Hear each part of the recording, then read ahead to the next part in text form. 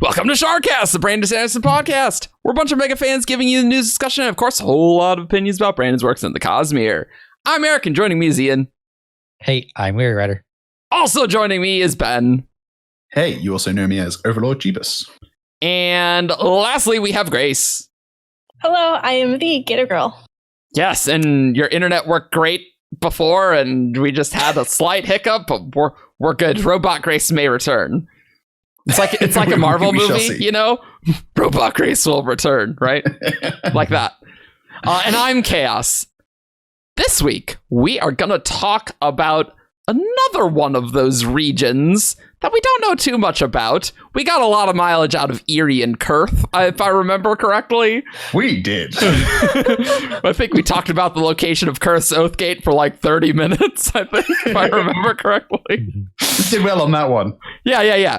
But we're going to talk about Shinovar. So, you know, it's a good thing we didn't see much of Shinovar until after book 3, because I think the more time we would have spent in Shinovar, the less that reveal in book 3 of the Recreants is like, yeah, the gods needed to create Shinovar would have made sense.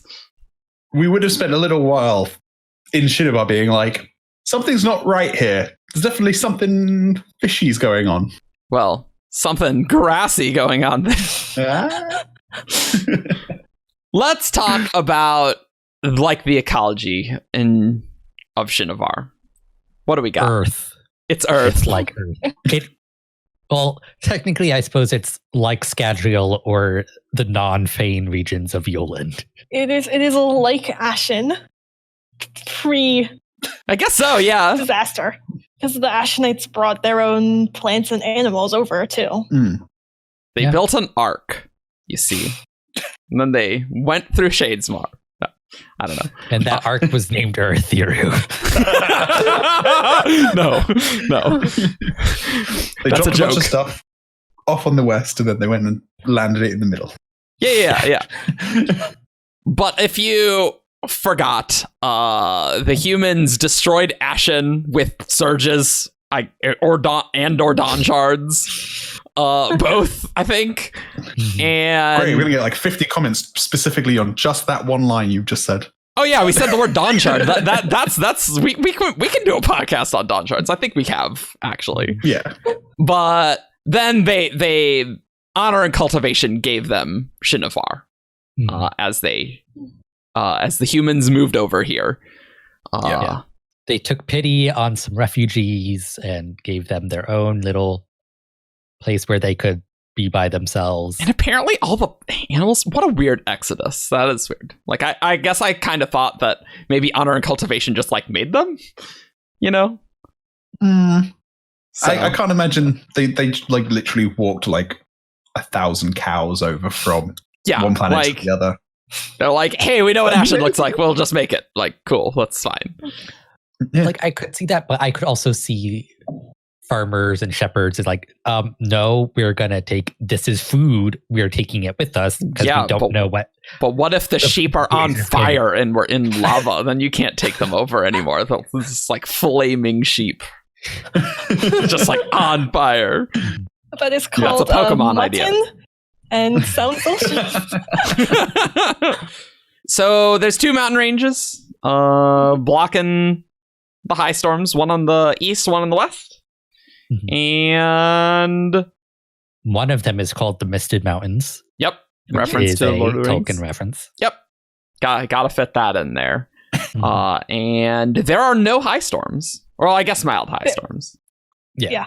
By that point, they're so weak that it's mild rain. I'll say we've currently got a storm hitting the UK at the moment, but it's basically just a bit windy, and we went for a walk in it earlier and it was fine. I can imagine it's something like that. So it's basically Monday for the UK. Basically, yeah.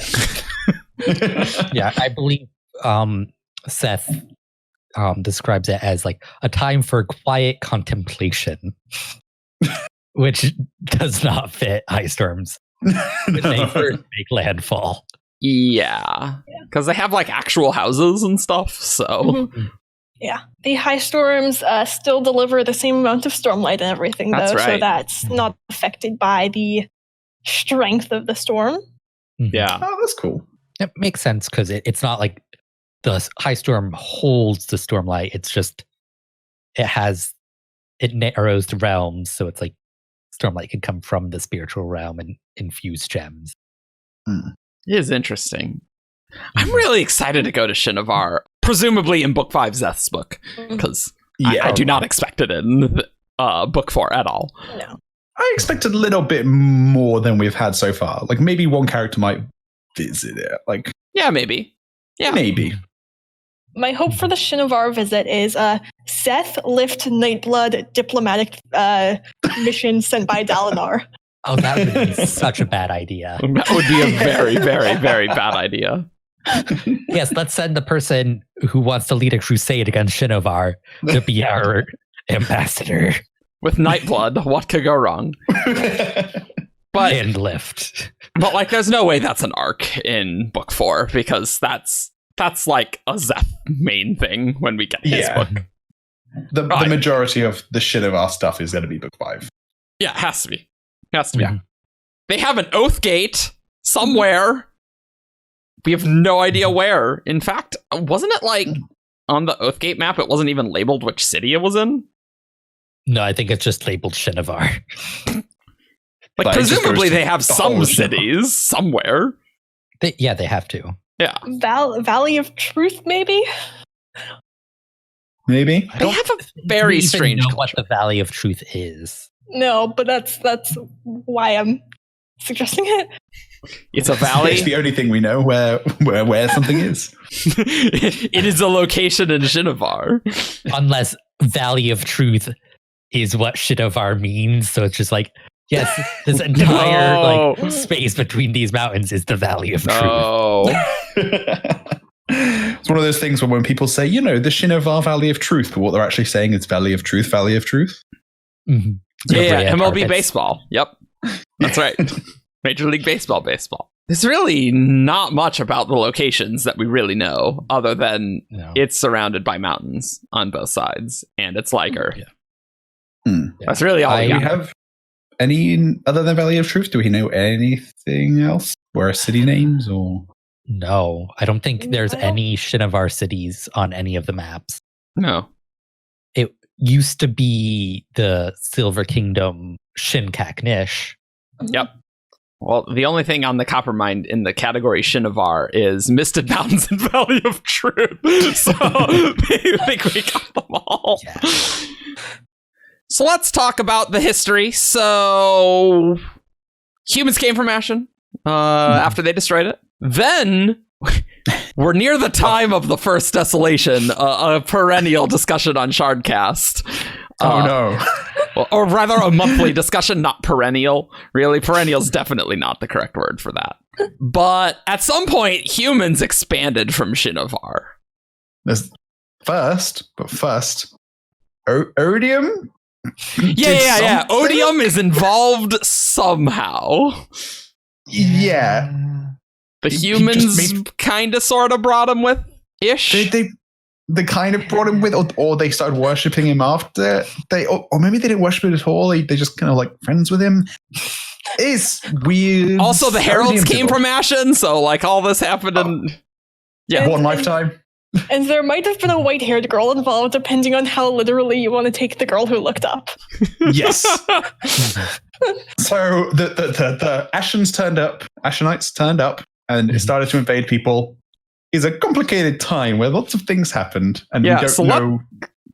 Let's gloss over all that. Let's gloss over all that. Well, I do find it interesting that the Shin have such a particular ethnicity now, because they don't have the epicanthic folds, and basically everyone else does, which is kind of weird if you consider that historical basis. But I guess maybe most other people left Shinovar, and then there was just a group that was that ethnic group from Ashen that stayed in Shinovar. I think the epicanthic folds probably developed after, like they left Shinovar, and just over time, like that might have been adaptation that is favorable on Roshar. I don't know.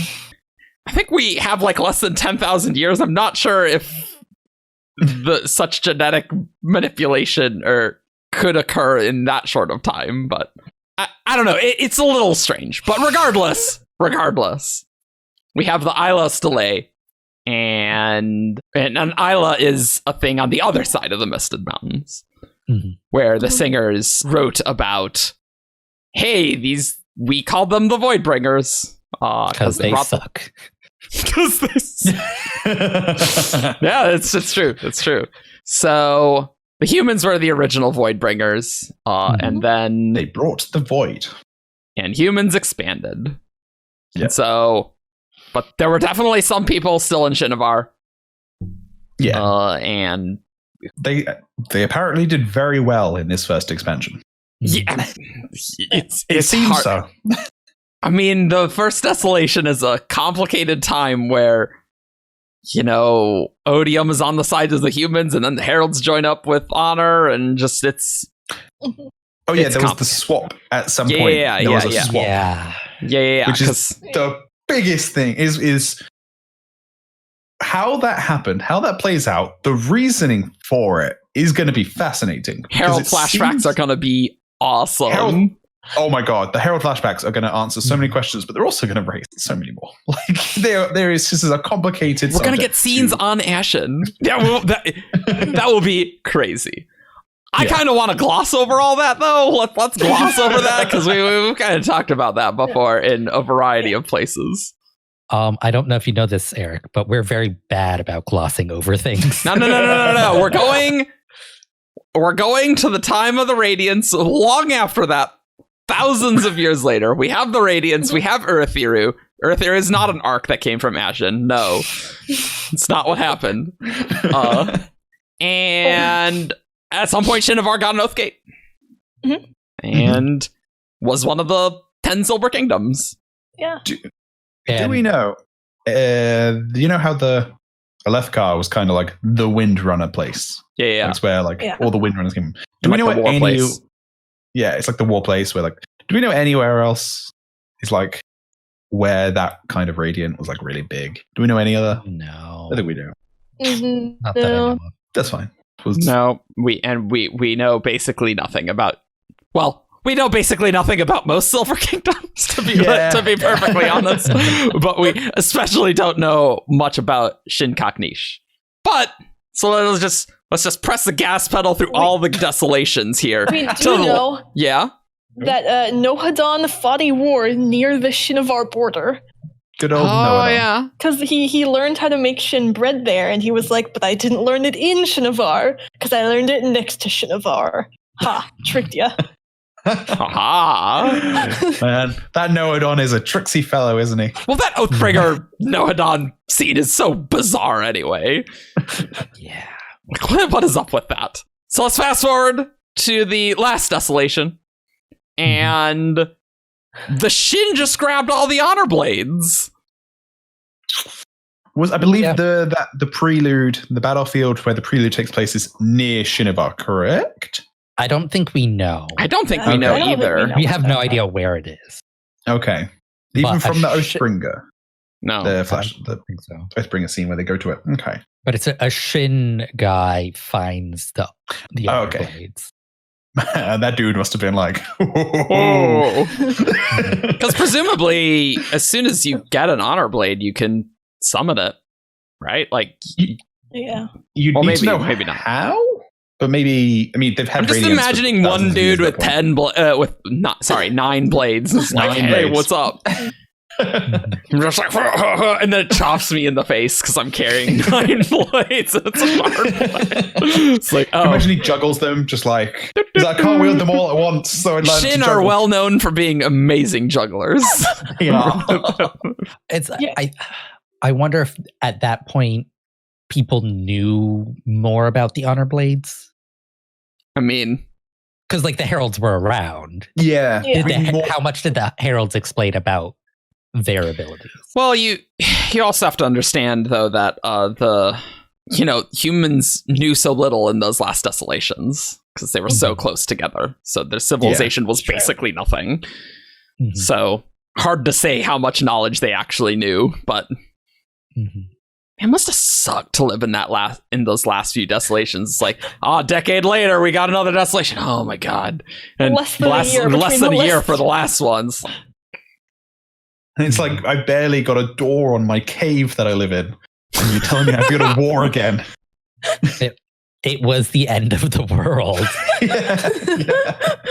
I mean, it probably just shows that the Silver Kingdoms were probably not really well. Yeah. Would Less they even be defined than we? Well, because they just like huddle around the Radiants, right? Yeah. Mm-hmm. The Silver Kingdoms in reality were probably major city with an Oathgate, farmland surrounding, wilderness. Yeah. And probably after the last desolation, then they more was like kingdoms. Yeah. But like during those last desolations. But I think before that, because like the Silver Kingdoms were around for a decent period. Yeah. Beforehand, that like they were closer to what the perception of them is. I don't think they are what they were ever what modern Rosharans think they were. Okay. Yeah, probably not. Mm. But then it's just like they got ground down to dust during the last few desolations. But they have all the honor blades, which the Stone Shamans, I guess, have. And Szeth trained with all of them, I guess? Yes. All of them. Yeah. All of the ones they had, yes. Yes. Trained with all of the surges. I was going to say it's amazing that they didn't just like immediately conquer the world, but I suppose the Radiants were still around, so having the surges, while useful, was less impressive than after the Recreants. That's so interesting that like the Radiants wouldn't have just been like, yeah, hey, random Shin dude, we're going to bring these to Earth. Well, the Shin guy probably found them and like, oh, I need to hide these. So it's like the fact that they had the honor blades was not known. Like the Shin probably, yes, we will keep a secret from everyone. When you can literally like disappear the thing, it's very easy to hide it. Like the guy could have just picked them up, immediately dismissed them, and some other guy comes and he's like, "There's some swords here," and he's just like, "Well, don't know what depends on how the honor blade bonding works, of course." But which we don't really know. Going back to Szeth, when did Nail pick up his blade? A long time ago. Do you reckon he wouldn't have? If Nail had it, then I doubt Szeth would have trained on it. Szeth definitely did not train on Nails, but we don't know exactly when. But he could still train with all the other surges. Yeah, he could have trained with the Windrunner blade and then trained with the Dustbringer blade. So he would have still had experience on the things. Yeah, I guess the Shin just feel that they remember the truth about Roshar history. Mm-hmm. Yeah, that's what they believe. They might not be as accurate as they think they do. They probably know a lot, though, that is a secret that we don't know. Because we have to go see these places in Book 5, right? Like, and we'll know. Yeah. Szeth will purge or something. Szeth will purge or something. That's right. You heard it here. He will bring truth to the Valley of Truth. I've thought for a while that Dalinar will probably forbid Szeth from actually killing the leadership during his trip there, and there's going to be some kind of complication of trying to fulfill that method without just coming in like Nightblood smiting everyone. Yeah, because when you've got the oath to follow Dalinar, but then you've also got the oath of Crusade to kill the Shin, and then there's oaths. Cleanse the Shin of their false leaders. Yeah. Okay. So it's like that technically doesn't require death. They just need to be deposed. Yes. Okay. That's interesting. Oh man, and then Szeth being forced to diplomatically take out the leaders of the Shin. Mm-hmm. We might actually get the Szeth Nightblood lift diplomatic mission. I would hope Dalinar would come with. Like, that would be good. Do you know? I think that might be better. You've got Szeth, you got Nightblood, you got Lift, and then you got like the straight man Dalinar, who's like, "Why am I surrounded by crazy people? Why have I put myself in this situation?" It's like, oh my god, guys, what is happening here? It's like the hotel scene in Bands of Mourning, but with Dalinar surrounded by everyone else. It's like, I love that scene so good. No, see, here's Lift fixes the issues with Azir, and Dalinar mistakenly thinks that because she is friends with Gox and was able to do that, she has some diplomatic abilities. Yeah. Oof. So, well, and also because like there's this perception of like edge dancers being eloquent and refined, but then lift is lift. Who got to use the honor blades in Shin society? Truthless. Well, definitely truthless, but I think it's the Stone Shamanate probably like allows some number of their members to train with the blades for many bizarre and esoteric reasons. And they're like, oh, if the blade was lost, we would retrieve it. Yeah. Which we've still not seen, by the way. Yeah. And like now it's with Moash. So and singers and the Fuse. So good luck with that, Stone Shamans. I'm rooting for the Stone Shamans in that. It's like, I mean, let's just get that away from them. 7 or 8, 7 people with honor blades. I'm with them. Yeah, it would be 6. The Mauritius Windrunner, Talon has Talon's you're missing, right, 7, and the Nail has his own 7. It's interesting though that like their leadership presumably trains on it, but picking up a weapon makes you a slave in Shin society. I don't think it's the leadership, technically. Oh, is that? But it's like the ruling council or king or whatever Shinovar has. Like, wouldn't, but they have like the CIA basically, whereas like this government body reports to the leadership, but they're allowed to train with the honor blades. The Shinjas. Love it. Who obviously wear white. I mean, come on. Obviously. Technically, that is a listener tradition. But, okay. You're right. That's right. Yeah, the Shin warriors are like super lower class. Yeah. Or the way I see the Stone Shamans is I know they're like the leadership, but I almost see them as like they're like that's just like the name of their church, like Stone Shamanism. So you have like the leaders are like really high up, but then you've also got like groups within the Stone Shamans that do other things. Like not all of them are, the local leaders of places. We don't even, I don't think, technically know the Stone Shamans' relationship to the government. That's another good point. Very powerful. They were responsible for making Szeth truthless, but in terms of Shin government, we just have no idea what it's like or. Okay. So before we get too far on culture, which there's so much to talk about, we gotta talk about the Shin Invasions. Plural. You mean the Shin Invasions? Shin Invasions with the Shinjas. Yeah, I was thinking about this when you asked who uses the honor blades. Apparently some people during the invasions did. Yep. These came after the recreants? Not clear.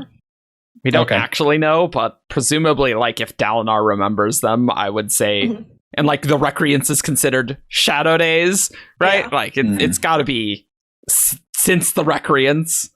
Yeah. And there were multiple invasions, right?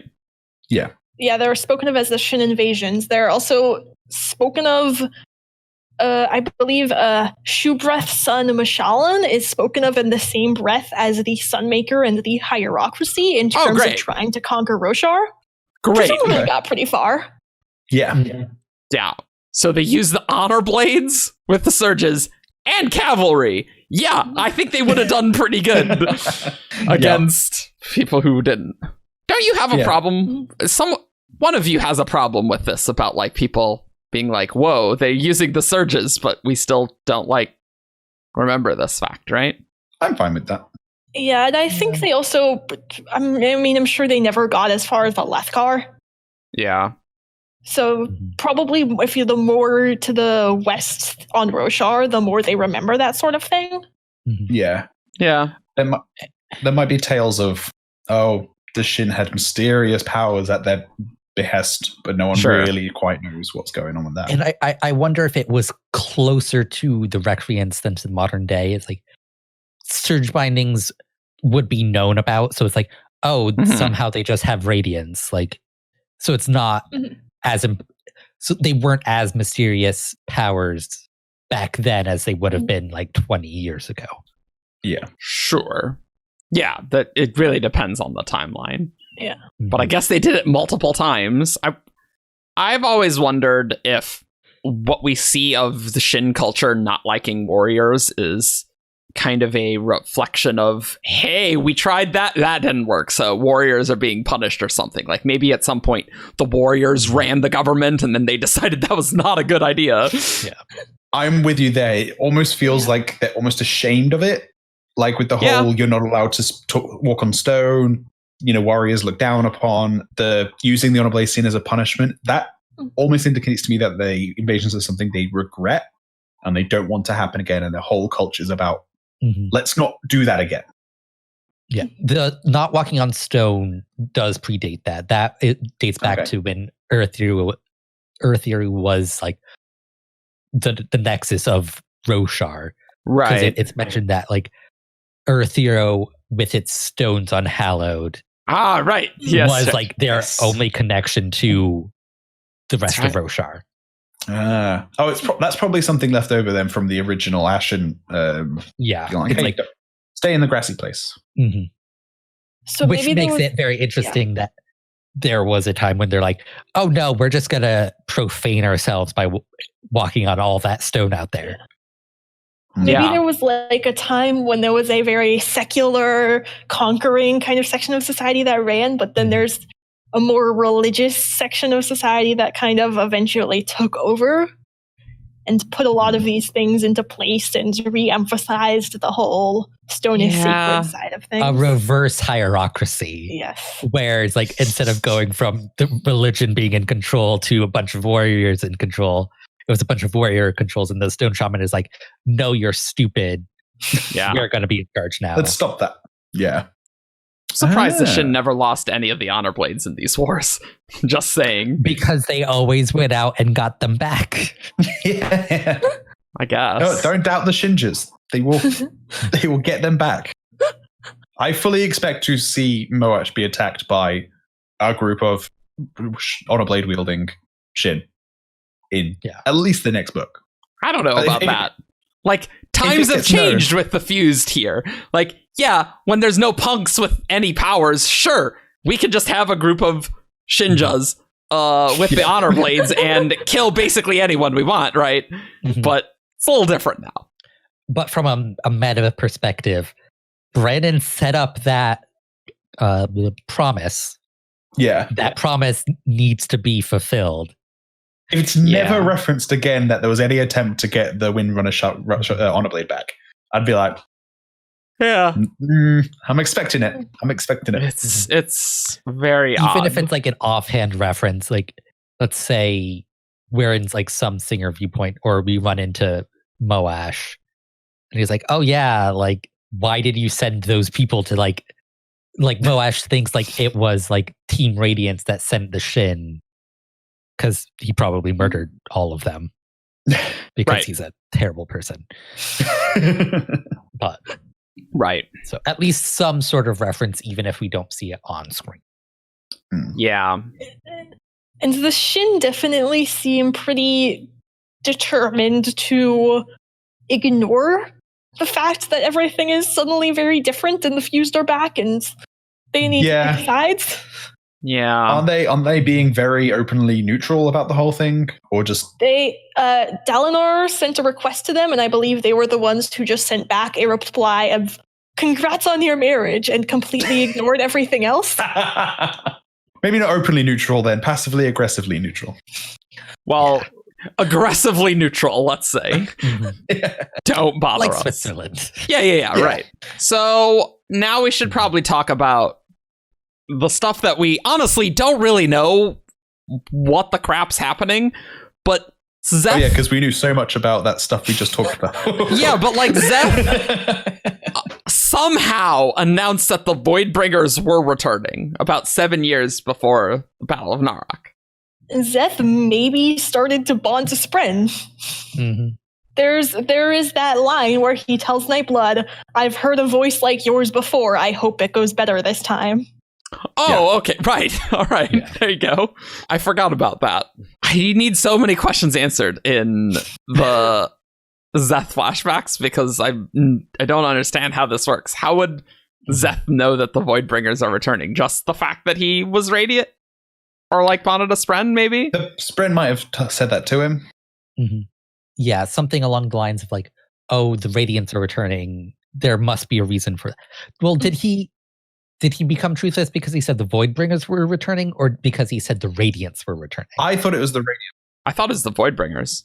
I thought it was the Radiants. I definitely thought it was the Voidbringers. Because like, that's why he freaks out when he meets Kaladin the first time, because it's like, the Radiants are back. Okay. Because looking at like his conversation with Kaladin in chapter 33 of right, like, what are you? Same thing you are, Windrunner. You can't be. They told me I was a liar. They told me I was wrong. They named me truthless. Then are they back? Are they all back? To which Kaladin says yes. So I guess that's not as clear as I thought it was. Yeah, but I see that is an implication about the Radiance, right? Like, I see what you mean. I mean, maybe there was a situation where he started to form a bond, heard from the Spren that the Voidbringers were returning, told the Shin leaders, and they were like, no, you're lying about everything. Yeah. We really don't know what the claim was. Yeah. No, we don't. Specifically. Yeah. I'm just like, it was a fundamental betrayal of something in Shin culture. Yeah. It makes me wonder, we talked earlier about how these Shin know more about Roshar history, but they might be wrong about something. And like, this is probably related to something that they believe fundamentally, but they're just wrong about the history of. Shard once told them something, and they took that a little too far. I mean, I know some people theorize that Shubreth's son Mashalan was actually like Ishar or something. I mean, that would be pretty crazy. In the Shin Invasions. What? He looks Shin. Oh, that's right.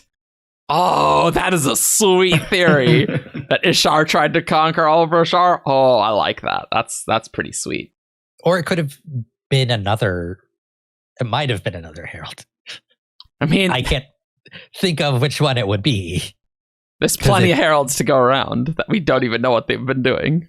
Mostly female, though. Mostly female, though. Well, that's true. Because it might be Ezrean. Probably not Nail.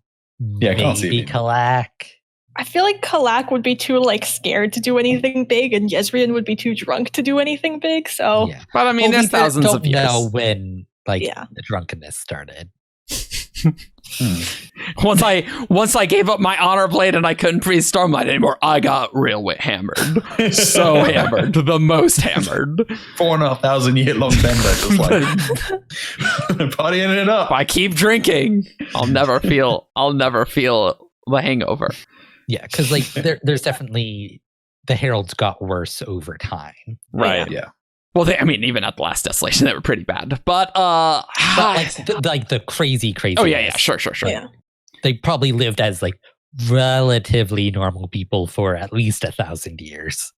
I imagine they gave it a go. At least tried, just settling down, white picket fence or whatever the Roshar equivalent that would be. Moving every 10 years and nobody notices. Like, hey, you're not aging. Exactly. So in Words of Radiance, when Nail revives Zeth, Zeth's like, no, Zeth whispered, the Voidbringers have returned. I was right, and my people, they were wrong. So like Zeth is saying it as a Voidbringer thing. And then Nail says, you were banished by petty men with no vision. I will teach you the path of one uncorrupted by sentiment. Oh, great, thanks. You will bring this back to your people, and you will carry with you justice for the leaders of the Shin. Okay. So I'm just trying to figure out, Gavilar was doing something, and then Ulim came back to Venli. to actually cause the Everstorm. And how the crap is Zeth involved in any of that crap that actually would bring back the Voidbringers or something? I'm just confused. Wait, why would he be involved? Well, because he would know that the Voidbringers had returned. Because that's what his claim was about the Voidbringers. Well, it could be like I said, I think it's very likely that his Spren was telling him that. Yeah, I guess. The Spren seem to know a little bit more of what's going on in the background. I mean, that's a boring explanation. But like, it's an explanation we're seeing elsewhere. Like the Spren are trying to form bonds again. Yeah. Because they can, I don't know, sense something is coming. See the coming storm. Yeah. Like the Spren know something's up. Yeah. Rather than there being some other reason. It's like, we already have a perfectly reasonable explanation. Yeah. All right, if we want to go a little bit crazier, though. Okay, yeah. Let's go. What if the Spren he was bonding was a Glyphs and he saw a vision? Whoa! That's pretty insane. He was a Truth Watcher first. I actually kind of like, because we know, I mean, the idea of like he was going to be a Truth Watcher, but then he became truthless, and then the Spren left him. Ooh, I like it. It's got to think, Valley of Truth. He must have been thinking, I'm really important. I'm going to go tell the big high up guys about what the voices in my head are saying. Alternatively, he was bonding a cryptic. And he became truthless and could no longer tell truths about himself because he had no truths. Huh. Yeah, do you know what? The question of what Zeth was bonding is a curious one. I'm interested. Doesn't he say somewhere something about like the Spren of the Stone, though? Oh, does he? That sounds familiar. That's just part of their religion, I believe. Yeah. That's like your people worship the Spren of the Stone. Yeah. Blah, blah. So Zeth could have been book 3, which is crazy to think about, but just goes to show how Brandon has some flexibility in this regard. Yeah. But I feel like we're going to learn things. Because we're going to finally learn the hell Gavilar was doing in book 5, right? Not this book. And then we're going to learn what the hell the Shin were doing in book 5. I don't know. I really actually want to meet Seth's Spren. Oh yeah, his actual Spren. His current Spren. Yeah, his high Spren. Because that's also weird. Yeah, just one point of view from his in Rhythm of War is going to be like, is your Spren going to be talking much? Do we like? Yeah, that's true. Because if there's a year that passes, it's weird. Like I can't imagine the high Spren. No. Yeah. Yeah? Yeah. Zeth has a high Spren. Yeah. Yep. Yeah, I can't imagine. I mean, obviously, Syl as an honor Spren is extremely chatty. They're all extremely chatty, and it'll be. I can't see the high Spren as being just silent, like just adjudicators of your powers and not saying anything. That would be a bit. I mean, it could be. That is a possibility. I just think that'll be a bit. I think Seth's Spren being quiet has more to do with Seth and Nightblood than a normal high Spren thing. Yeah. Because like Seth is just very strange. Yeah. Though I could also see their personality leaning more towards, you know what, you just follow the human laws. We're just going to kind of sit back and watch to make sure that's what you're doing type. Yeah. And because they've been at it 2,000 years longer than everyone else because they actually have been bonus documents. So they might have a very strict, you just sit back, you watch your Skybreaker, you make sure they don't do anything untoward, and if they do, you just unbond them and you get another one. It's probably not his high Spren's first Radiant, Oh, I mean, presumably not, right? Yeah. Huh. I'm trying to figure out how long was it after Zeth became truthless until Gavilar's assassination?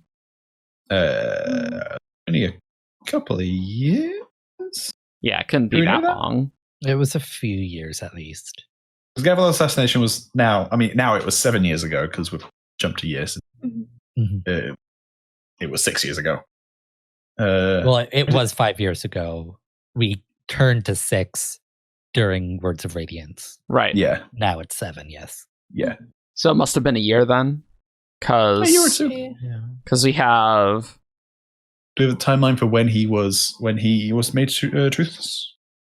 About 7 years ago? I guess. I don't know. We know he was sold to Vistum first. It might say in that interlude how long ago it was when he was sold first. Yeah. So I'm reading the Zeth interlude in Words of Radiance, which was an awesome, crazy interlude. That is like, whoa, you're in Earthiru, what the hell? That was so weird. So it says, years ago, Zeth had been banished for raising the alarm, the false alarm, it had been said. The Voidbringers are no more, they had told him. The spirits of the stones themselves promised it. The powers of old are no more. The knights radiant are fallen. We are all that remains. All that remains. ... Truthless. I found the reference for Zeth. Yes. So, you couldn't trade me a soldier, could you? Vistum asked as they waited. They cannot be sold to an outsider, I am afraid. But there was that one you traded me. It's been nearly 7 years, Thresh said with a laugh. And still you ask. So that was the Way of Kings Risen interlude. Nearly 7 years before that. Okay, well, there's a reference in this history that, like, the 7 years... So it was 2 years before Gavilar's assassination, then. Okay. Roughly. Maybe max a 2. year or 2. Yeah. Max 2. Yeah. At least 1. Mm-hmm. Man, that's not a lot of time for a Shin slave to make his way all the way from the west of Roshar to all the way to the east of Roshar. Well, it makes sense because, like, he doesn't necessarily stay with a master for very long because they all kind of find him creepy. Yeah. Yeah. And isn't slavery not legal everywhere as well on Roshar? I think Alethkar is one of the few places where they have lots of slaves still.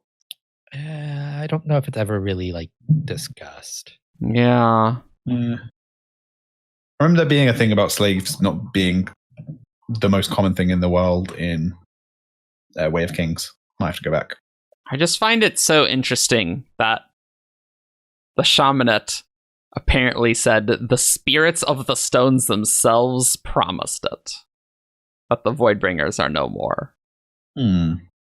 Maybe a group of Spren, maybe like the Stone Ward Spren, potentially maybe.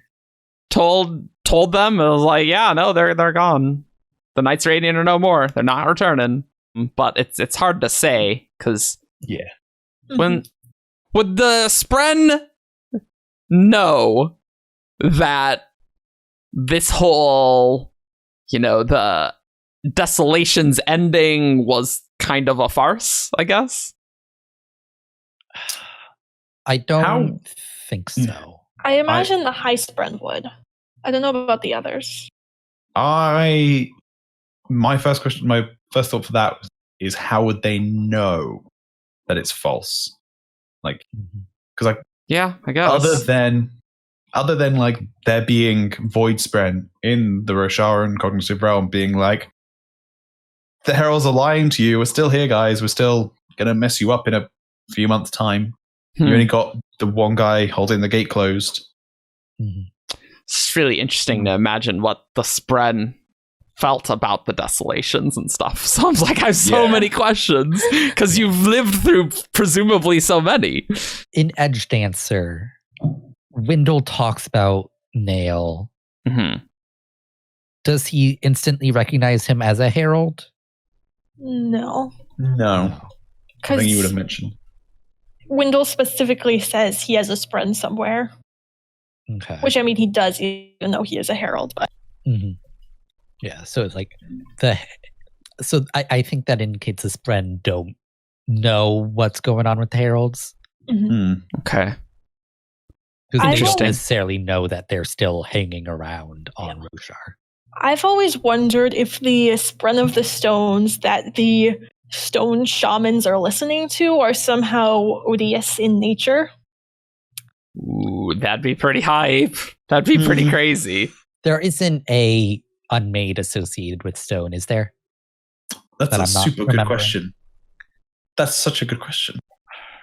Because we know there's kind of some reflection of the Unmade reflect the radiance, not like 1-to-1 perfectly, definitely, but in some way.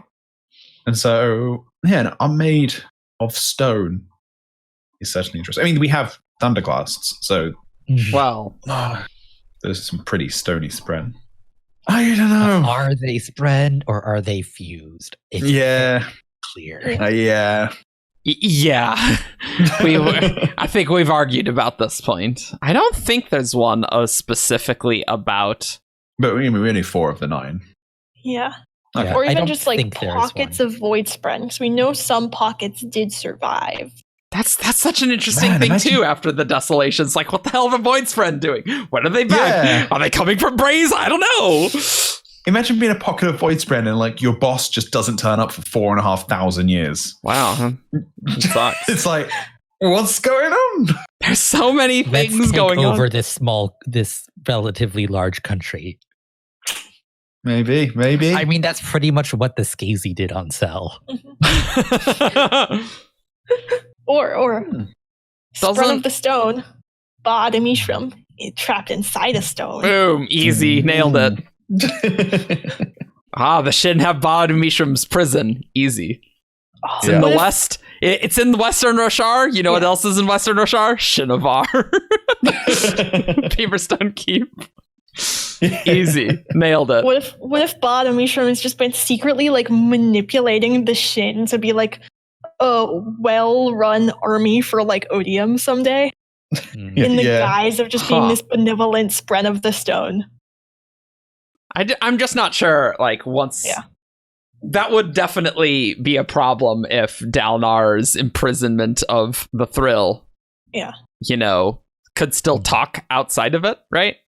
Yeah, that's true.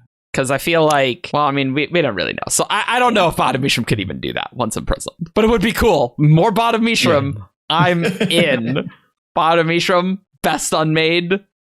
Right. Yeah. I've got a thing here, guys. Bar Ada Mishram, Shubreth, Son Mashalan. Easy. There's a B in both the first names. There's 3 names. There's an M in both the last names. I think... basically, Shubreth being Ishar is much more likely, must say. But, sure. Okay, we're like way off track, but thinking about what Zeph saw or did not see, and what the Stone Shamans know or not know, we just have no idea. It's so hard to say on any of this. Let's talk about their culture, because we do know some things. So what do we got? They are heavily influenced by cultivation, or at least the idea of cultivation. Oh, right. Yes, like farming and things. Yes. That's actually, that's another really interesting idea. Where does cultivation have our tendrils? Which is interesting. They worship a being known as He Who Adds, I think. No, the farmers are given the title He Who Adds. Really? Yeah. Because the farmers are like considered holy. Yeah, all farmland outsiders are not allowed to enter farmland because it is holy.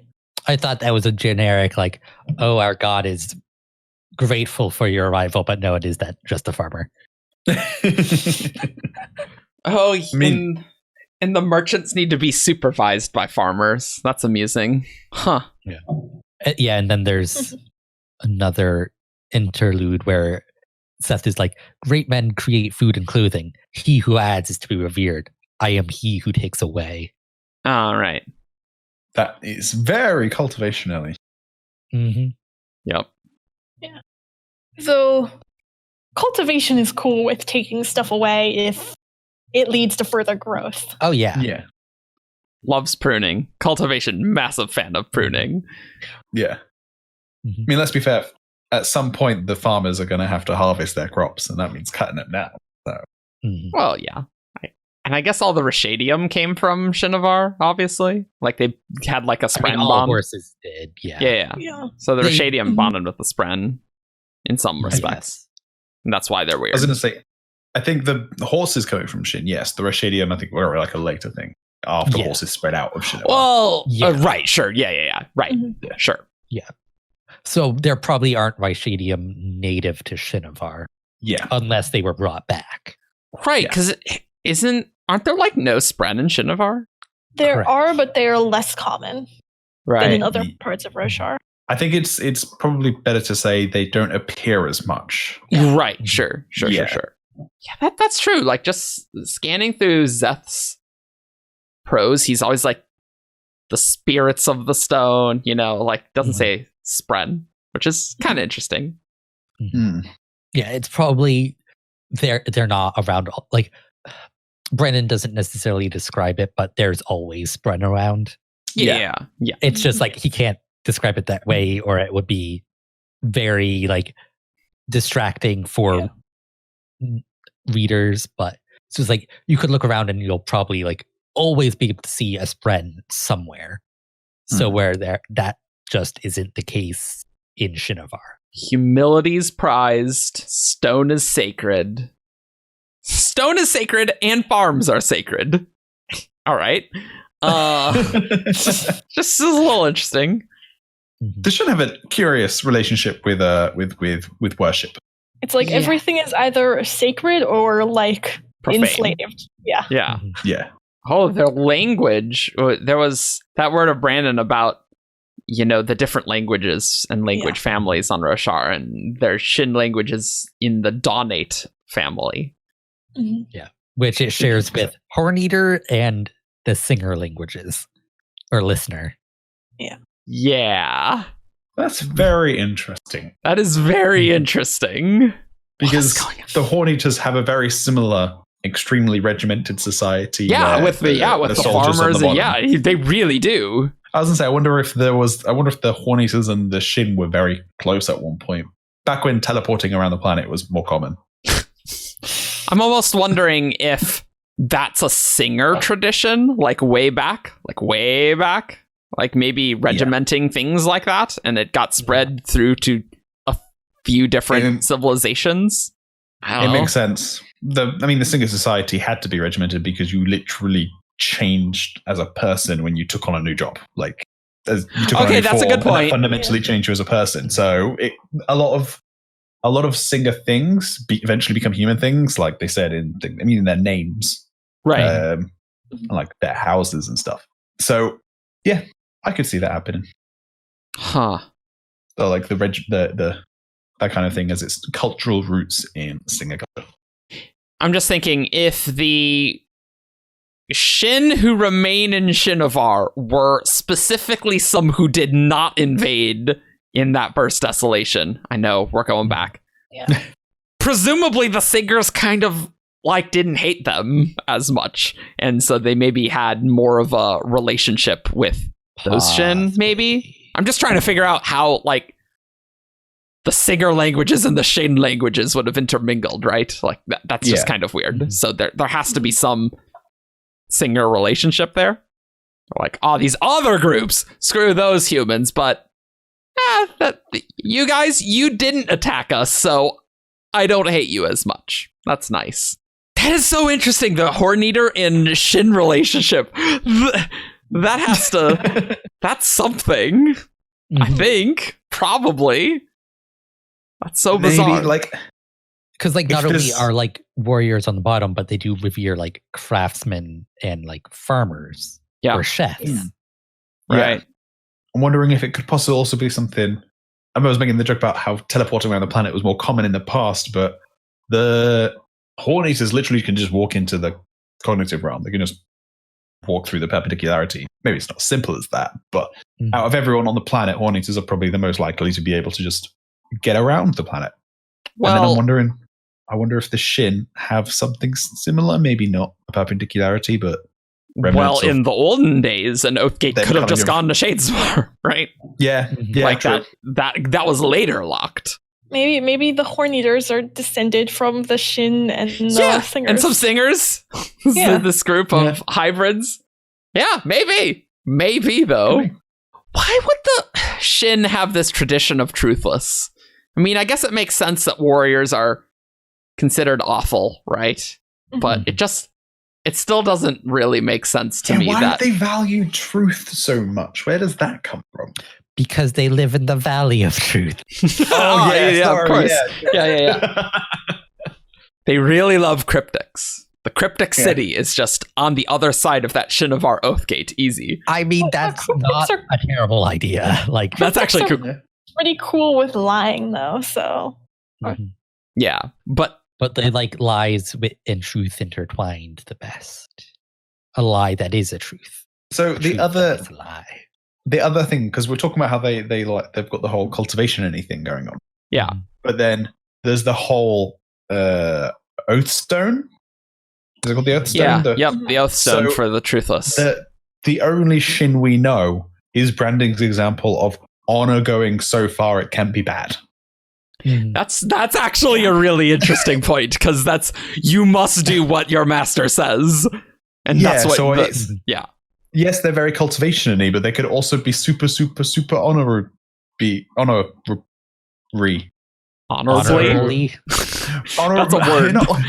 That's a word. That word exists. Super, super of the god of honor. Yeah. Super, super Vanatastian. See, no, it's like the worst of cultivation and the worst of honor. Corrupted. Yeah. Well, is it the worst of cultivation? I mean, I suppose we don't know about that. But well, we don't really know yet. But I think that would make sense as kind of like we follow cultivation and honor, but somehow they were corrupted into like the worst forms of those two shards. Well, any human, if you take honor super literally, that, as we've seen with the Skybreakers and things, not really necessarily a great idea. So it could just be the Stone Shamans are like, hey, so we know about honor and cultivation, and we're going to revere them because they're not odium. Screw that guy.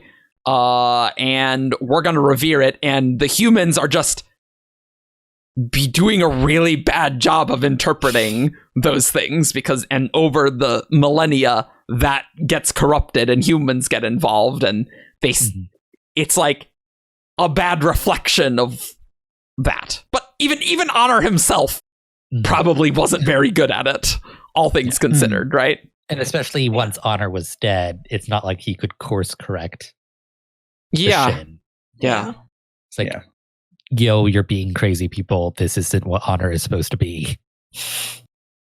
Yeah.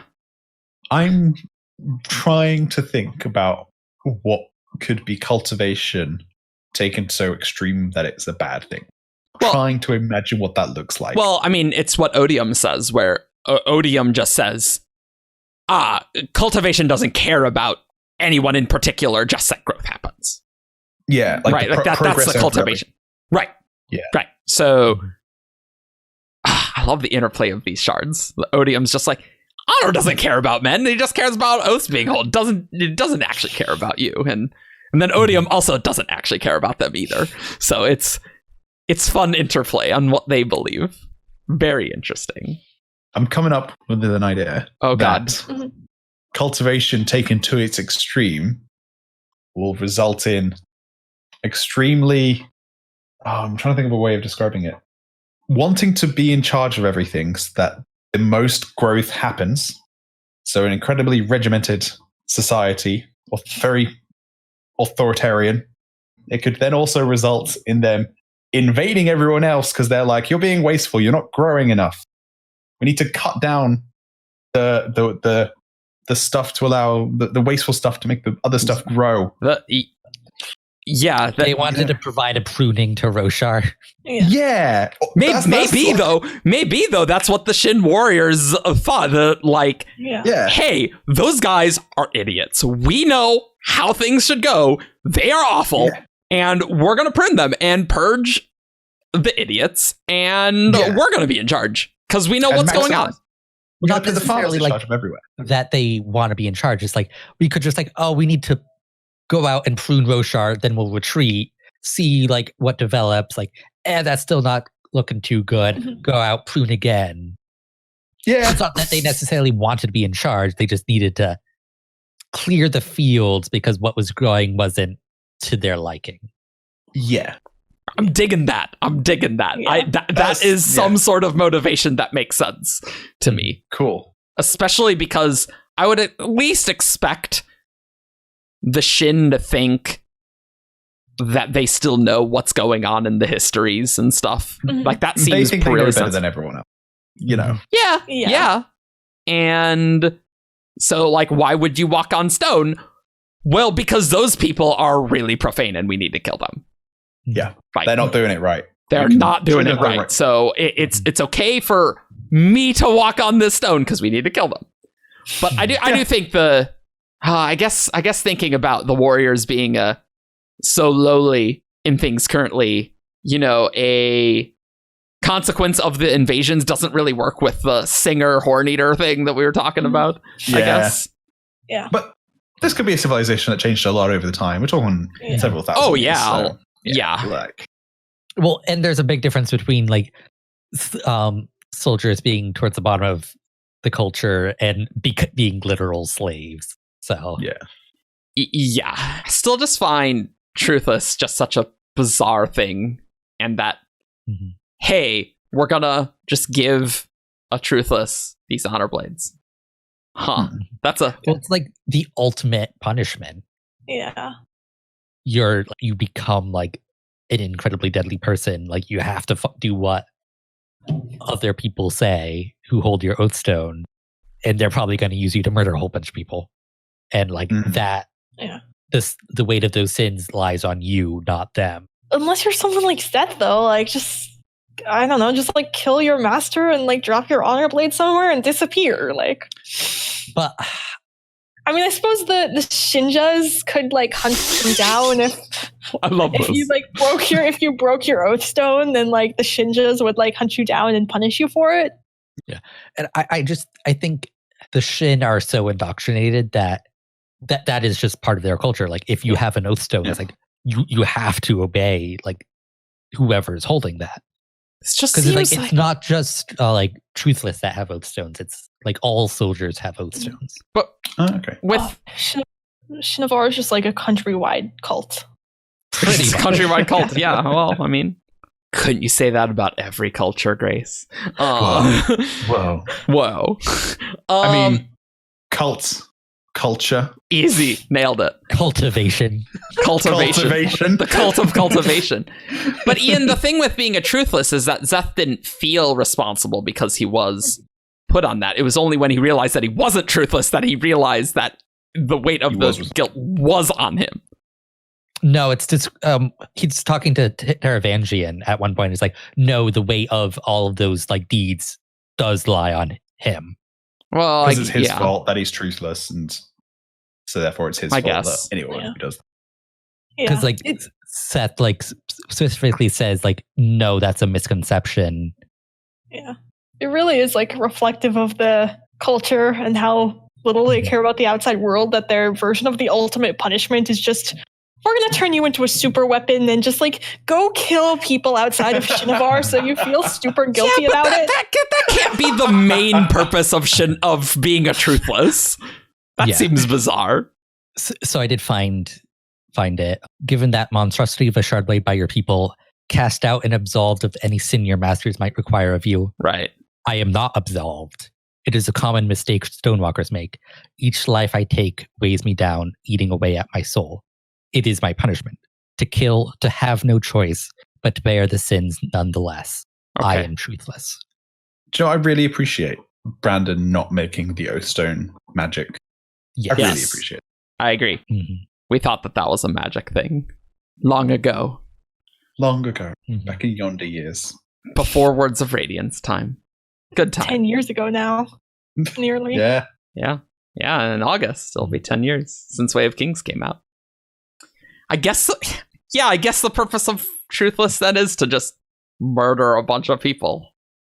This is crazy, but what if there's like some weird cultivation influence in this culture of getting this Truthless thing to occur, and so cultivation could have like her subtle murder squad to murder a bunch of people. Like some really Xanatos Gambit type thing of, this will go, what could possibly go wrong? It just feels like this whole Truthless thing, everything could possibly go wrong. Like, yes. She is manipulating it so there are people trained with the Surges and Honor Blades, and like, okay, if they have to go kill some people outside Shinovar to get that experience, it might be worth it in the future to have that training in place. Mm-hmm. Yeah, I guess. Yeah, I don't know if this is like was Cultivation's idea. Yeah, I don't know. I don't. Yeah, I think it's just like Shin culture taking something to an extreme. Yeah. I really like the idea that if anything, like their culture was corrupted by like odium or something. So Sure, we'll just get all the cultures and all the shards in there. The pocket of void spread that is ruling the country. Yeah, sure. And then it turns out that those void spread are Skazy. No, just kidding. Like maybe Truthless just started as a simple kind of like exile punishment, and then over time someone was like, but what if we gave them a magical sword and had to enslave them as well or something like that? I don't know. This is unrelated, but I forgot that mining is sacrilege and that only soulcast metal can be used. Because stone is sacred, you're not allowed to break rocks. Right. But they also don't like soulcasters. They don't use it themselves. Yes. Yeah. But I guess it's less profane to just use other people's soulcast metal. I wonder if that has something to do with like Spren, where they don't like Fabrials or something. Well, it's like they don't want to use Fabrials for themselves, but like, hey, this metal already exists. It does not bear the stain of broken rock or whatever. So Right. You might as well just use it. Why don't they use Fabrials? Because it's either too sacred or incredibly profane. Vistum doesn't really know. Okay.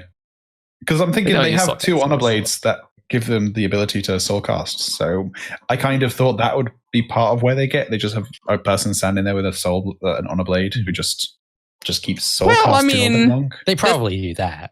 Yeah. They to be honest, they probably do, because I imagine they're giant hypocrites. And maybe the regular people wouldn't use soulcasters, but then like in secret, there's these two guys that's like, oh yeah, we soulcast all the time. Well, I think it's more focused on like Fabrial soulcasters. They don't use Fabrials. Like the honor blades are completely different.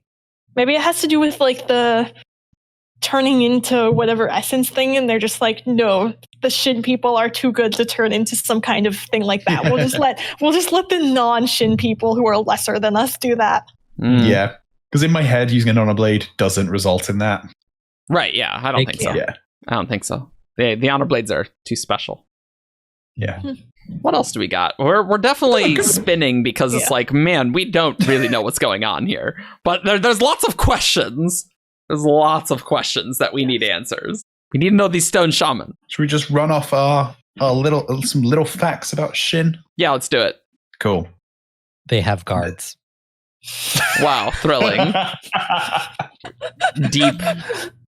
All the birds come from there, and everyone else thinks they're all chickens, but they're not. Yep. Yep. The name Shin doesn't come from the name Ashen. That's just a coincidence. Or was it the other way around? Am I misremembering? No, I do know we've asked Brandon this. Because I think the question was like, did Shin come from Ashen to a Shin? Like the two words, but like, to which Brennan said no, but like there is a connection between Ashen and Shin as linguistically. It's just like not in the way that was described. Yeah. As a pun. Like Shin Cocknish translates to like people of Ashen or something weird like that. Yeah. Like, there has to be some sort of connection there. Yeah. Oh, apparently the period of darkest night between the first two moons are the hateful hour, because that was the only time their gods didn't keep watch over them. Interesting. Is there anything they don't worship? I don't think so. It's either holy or profane. There's no in between. There's no in between. Everything. It's truth or you're truthless. That's what it is. And sometimes you're both. Yes. They really the Shin are really like they're just Sith, and they just always deal in absolutes all the time. they're just all the time dealing in absolutes.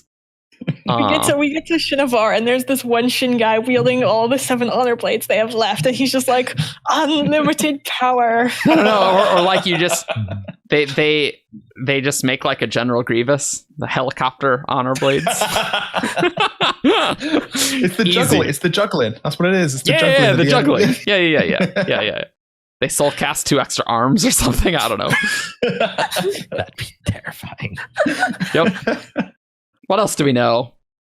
We don't know much else.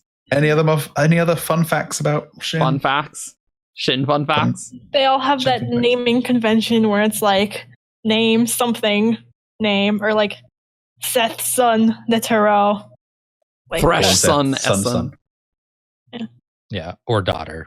Shuka, daughter Hazwa. Yep. Which is just like if your last name is Johnson. Yeah, basically. Yeah, it's pretty simple. And most cultures have like some sort of patronymic or matronymic naming scheme. Mm-hmm. Yep. I guess that they look white. They look like white people. They're the people on Roshar that look the most Caucasian. Yeah. They have many words for chickens, which makes sense because everyone else just calls all birds chickens. Yeah. So, makes sense. Their language does not lend itself to just consolidating words down in the same way that the Voron languages do. That's just it's very interesting. Do we have any theories? Like, are we going to spitball on some craziness before we go? I have some theories. Okay. I think Shin and Amia were quite close. Yeah, Not they're just close on the map. Geographically, but like. But I think they were good buddies diplomatically, and I think we're going to find out a bit about that. Oh, the Stone Shaman was a sleepless all along. Woo! That's possible, by the way. No, I think that does make sense because like Shinovar was the place that was given to humans, but the Amians also immigrated to Roshar. Yes. So Amia was probably the place given to them. So it's like, hey, we're like the 2 people who stayed in the places that were given to us. The 2 newcomers, I think also the Dawn Shard thing, where I think the Dawn Shards are in Amia. Think sure. Ashen Knights brought them. That whole thing, don't worry about it. Yeah. I like that. I'm liking the idea that one of the Stone Shamans is just a sleepless or something, because like you can just ask some people what the history is like. Yeah, maybe there's like just this crazy sleepless in charge giving them info, and then that is itself not correct or something. That's possible. Yeah. What if the Stone Shaman was like a herald, or like a sure one of the female herald, like Palaya or something, like Chana? Yeah, easy. Yeah. Sure, why not? That's totally possible. Yeah. Everyone's Chana is the guard. That is her title. Yeah, and Shin do have guards. Nailed it. Shin do have guards, so I was going more for Palaya with the like corrupted truth watcher thing and truthless and and before Ishar was there, and Ishar was Shoebreath. Easy. They're just a bunch. Yeah. To be fair, though, the heralds probably do have some fondness for Shinovar. If I'm gonna be honest. Like, yeah, it's like where they're kind of where they're from. You're right. I would bet there are a non-zero amount of heralds there. I could even see 2. I think Kalak is probably like just hanging out in Shinovar. I can just be a farmer. So I'm farming. Yeah. Do you reckon which is one of the heralds that has regrowth? Palia or Vettel. Yeah. Yeah, they're probably just like a farmer, and like every so often they just get bored and they're like, I'm just gonna make my crops grow a bit more. Well, that they can't without the honor blades. Yeah. Well, maybe. Yeah. Well, maybe. We don't know. Maybe. We don't know what herald powers are when they don't have the blades. Presumably not many. God, I would love that, actually, if there's just like a herald who's just like settled down as a farmer in Shinovar. Well, that leads to the problem of, hey, you don't age. I'm a little suspicious. Yeah. I mean, it's Shinovar. They might not care. We don't know. I might be like, oh, yeah, you're a herald. What's up? That's fine. They're in like some remote region of Shinovar. They only come to town like once every like 30 years. It's like, oh no, I'm just that guy's son. Yeah. Over and over and over again. I'm just Pelia, daughter Pelia. Don't worry about it. I'm goddaughter God. What's up? Anything else? How much damage do you think they were? Because I think we argued about this on Shardcast before or somewhere before. Oh, about the Everstorm? With the Everstorm, because they have that mountain range. That's really true. So, I think we also know the Everstorm isn't as intense as the High Storm. Yeah. It's not as tall. It just lightnings a lot, but it only really lightnings a lot wherever Odium wants to lightning a lot. Yeah. So it's like, I think it's bad for Shinovar, but it's not as bad as if a High Storm blew in from the west. Yeah. Or sure. If there's some kind of Odium influence that I kind of think there is, maybe he's sort of intentionally leaving Shinovar alone to kind of manipulate them into... Yeah, possible. Odium's like, yes. I love corrupting the Shin. I've done it so long. From the beginning. Pastime. It's my favorite pastime. Oh, those silly humans. Like Ruin and the Kandra, it's like, I don't have to, like, they're going to be mine. Like, I don't have to deal with them right now. Yeah. I can just show up and it's like, yo, I am your god, and they'll follow me. Yeah, they're doing so well being... taking honor to the extreme that I don't even need to do anything. It's like they're living examples of how awful honor is. What's up? Yeah. I'm just curious to see how like the Shin like interact with other things. I guess we'll eventually get to the Shin Oathgate, presumably. Yeah. That would be crazy. Like, how will they interact with the Radiants and things? And... I mean, I, to be quite honest, just want to see Shin interacting with the Shin. Just like a day in the life of like a Shin guy. No, like the Zeth flashbacks are going to give us lots of answers on what their culture is like, and we'll eventually see Stone Shamans, and we will see what Zeth saw. And then Zeth will be coming back and murdering or not murdering people in the Shin. It's all possible. Also, Ian, I just realized you were making a Shin guard joke. Yeah. Took me way too long. Yes. Yes. I want to see the Shin show up somewhere and do their whole like humility thing where they keep downplaying everything that they do, and someone just gets like so fed up with them and just like punches them or something. I do want to see the Shin be like 7 Shin just be like, yeah, we have the 7 honor blades. What are you gonna do against us? That would be really awesome.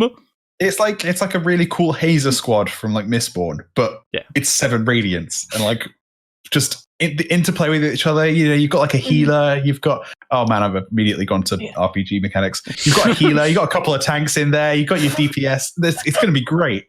And you have one with an honor blade that can do bondsmithy things. Yeah. Like that's crazy. Just like all these things. Do you think the Shinjas were the ones who collected Talon's honor blade?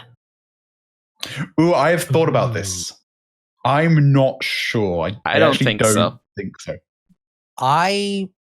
It would not surprise me. Yeah. How do they know where the honor blades are? They're Shinjas. They just know things. No, that's not an answer. That's not an answer. No, we know because one of their Stone Shamans is a Dizian Amian. Oh, sure, so right, yeah, sends the bugs out, and the bugs find it. To be honest, after the bugs. That's probably the most reasonable answer that I can think of. Yeah, it's because like we know Hoyd doesn't have it. Yeah. So it's like, who else could conceivably have it? We know the fuse. I don't think the fused have it because the fused weren't back yet. Or Odium's forces. Yeah. The diagram.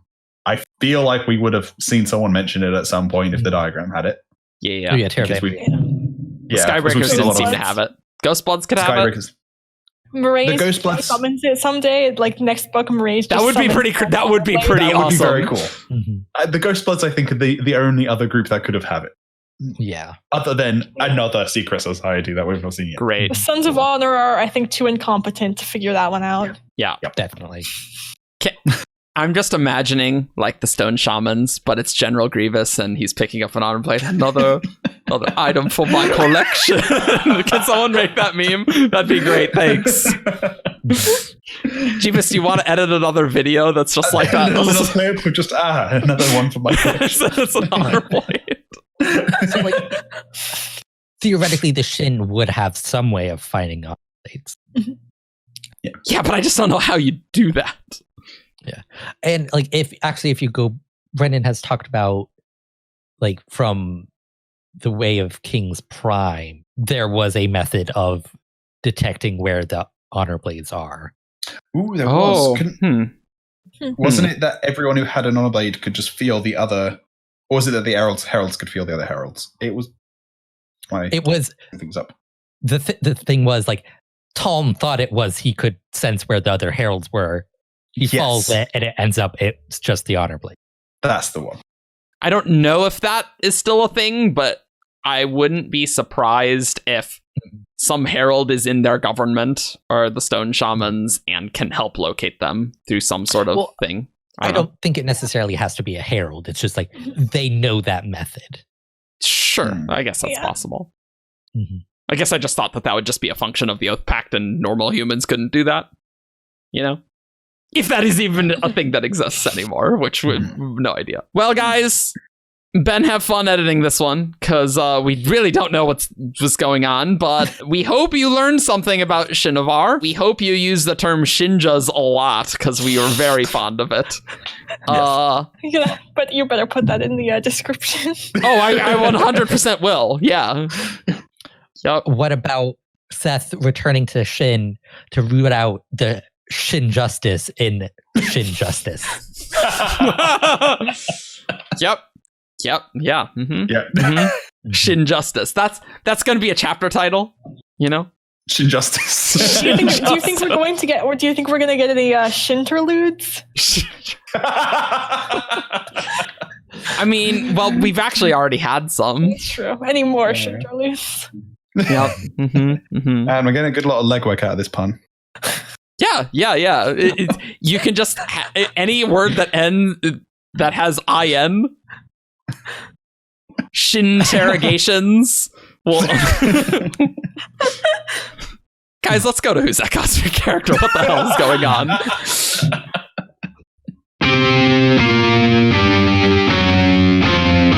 This character is from Roshar. Menace. Tien. Tom. Mraize. Void in drag on a horse.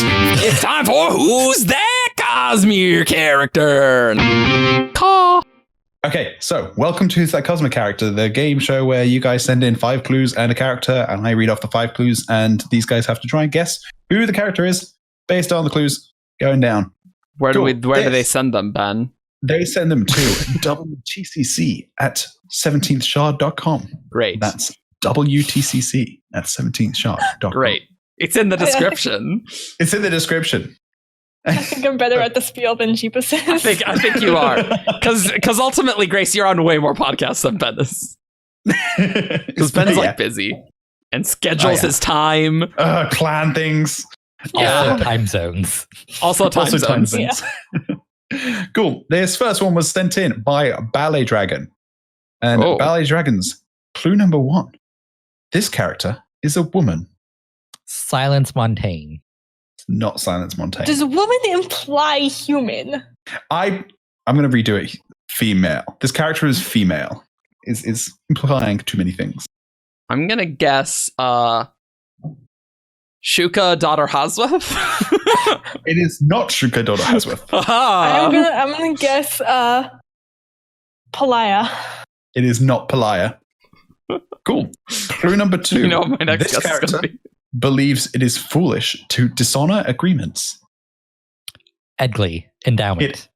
It is Edgley endowments. All right. Nice. Good job on that one. Yeah. Nice. That was good.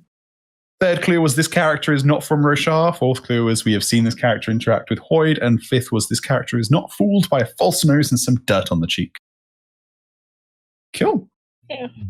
I'll let that we've seen them interact with Hoyd go a little bit because did we see them? We've seen them communicate. We've seen them communicate with Hoyd. Technically, in an epigraph. This second one was sent in by Etherealness on the forums. Yeah, sure. So, clue number 1. This character is female. Ali Daughter Another Shin scholar that I don't think we can even have 5 facts for. Watch it be Shuka Daughter Hosweth. I'm going to be furious. But you can easily, it's like what? Female from Roshar, from Shinovar, appears in the story. I don't know. In the story. Wow. What a thrilling clue. It's in the Cosmere. Wow. Incredible. It is not that character. I'm going to... Oh. Sorry, I wanted to get that in Ian in case it was again. That was not going to be my guess. What did you say, Grace? Edgley. It is not Edgley this time. I'm actually going to go with Silence Montaigne again. It's not Silence Montaigne again.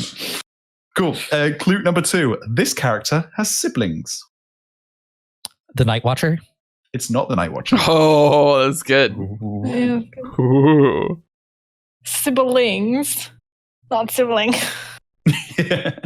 I mean, the Stormfather would be the other sibling. Yeah, I think I that's know. fair. I'm just trying to see if there are people with multiple siblings. Yasna. It's not Yasna. Who only has one sibling.